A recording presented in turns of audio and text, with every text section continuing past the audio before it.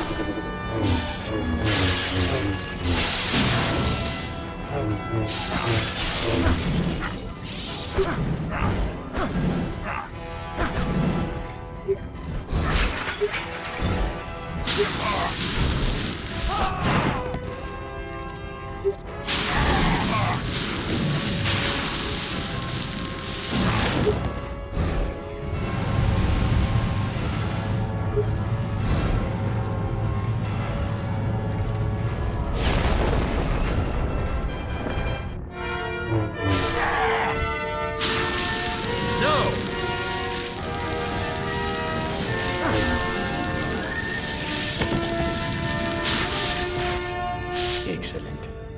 Lord Vader was a hollow shadow of a Sith. I knew that one day you would replace him. You have just one final test.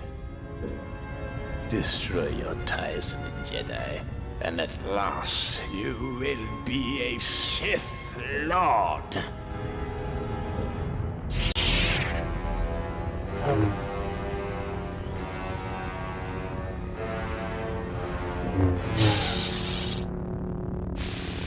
You have betrayed your master and your allies both. I knew that you would betray me as well.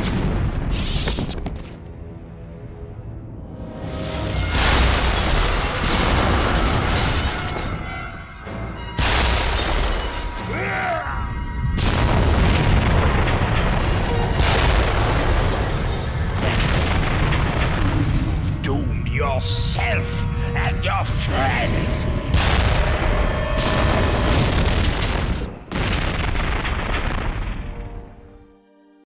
Initiating adrenal surge now. You had such promise. You could have been my successor, my equal, but no. But I may still have some small use for you. I still have enemies to find and destroy. You will do my bidding until I find a new apprentice. And then, like Vader, you will be cast aside. Finish him.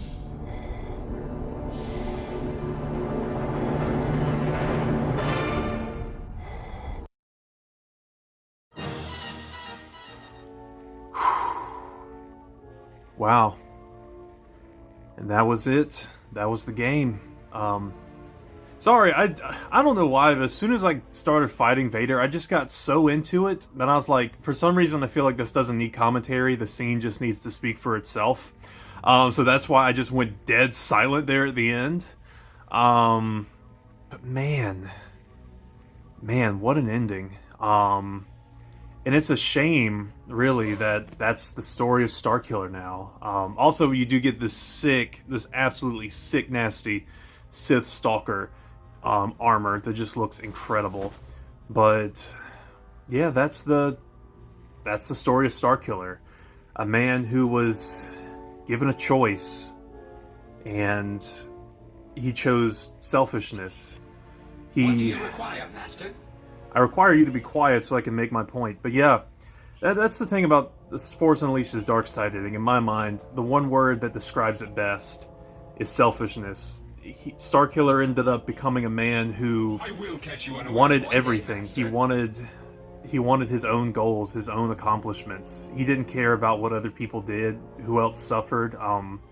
He wanted his revenge, even if that meant the lives of all of his friends around him.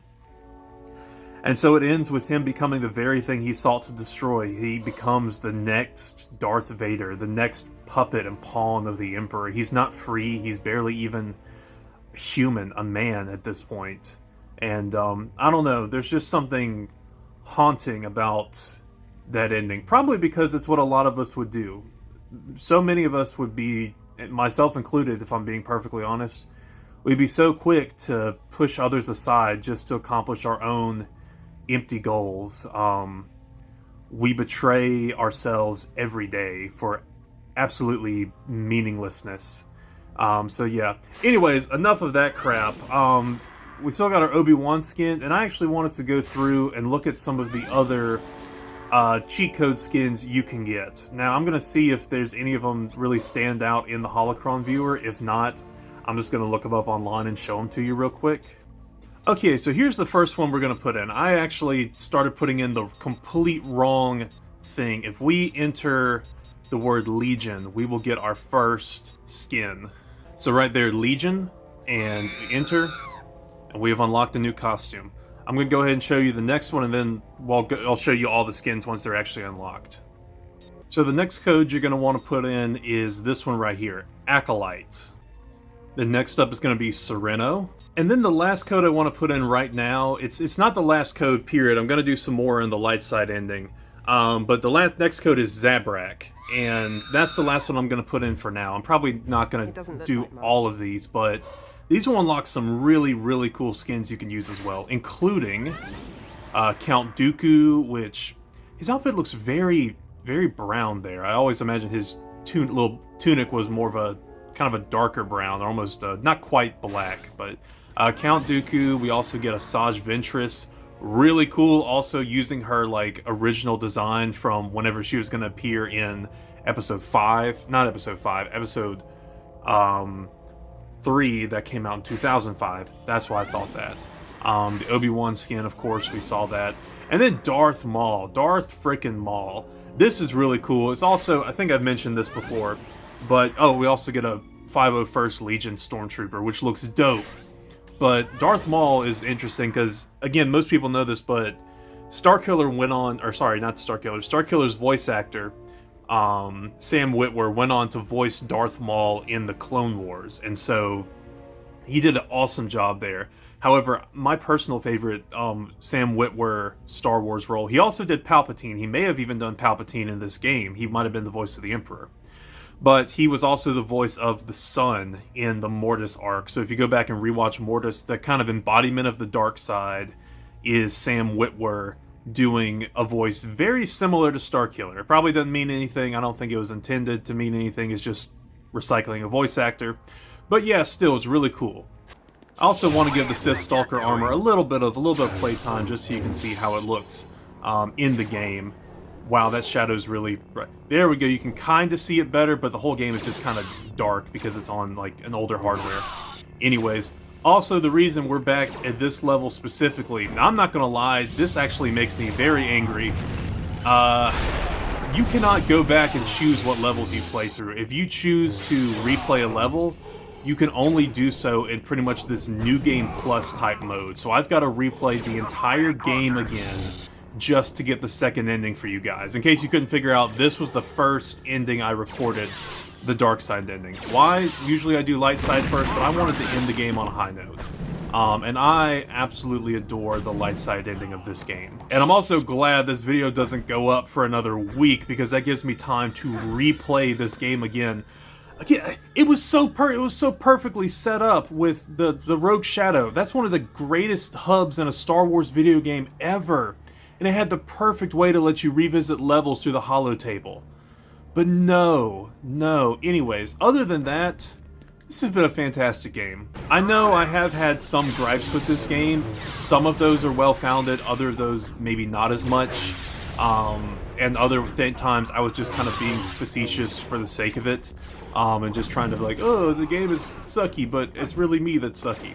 But yeah, this has been a lot of fun to replay it. And again, like, The Force Unleashed, not just the game, but the story, is one that has stuck with me for a long time. Just this lesson on, I would say, selfishness. Because, I mean, Starkiller gave up the friends he made, he gave up Juno, the rebellion, a chance to be his own man, and instead just ended up becoming exactly what he has always been, a pawn, the tool of someone else.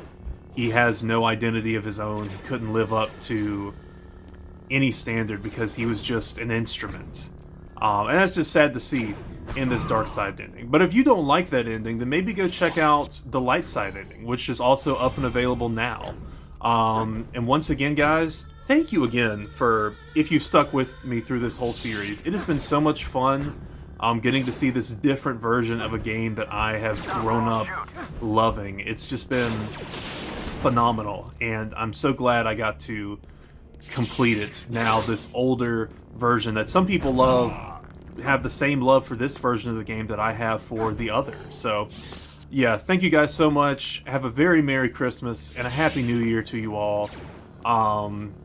And my next Let's Play, I think, is actually out today if you're interested. It's our last Let's Play of the year. It's just going to be something quick to celebrate, not exactly Christmas, but New Year's. If you want to see what that's all about, you can click the video that'll be on screen in a second.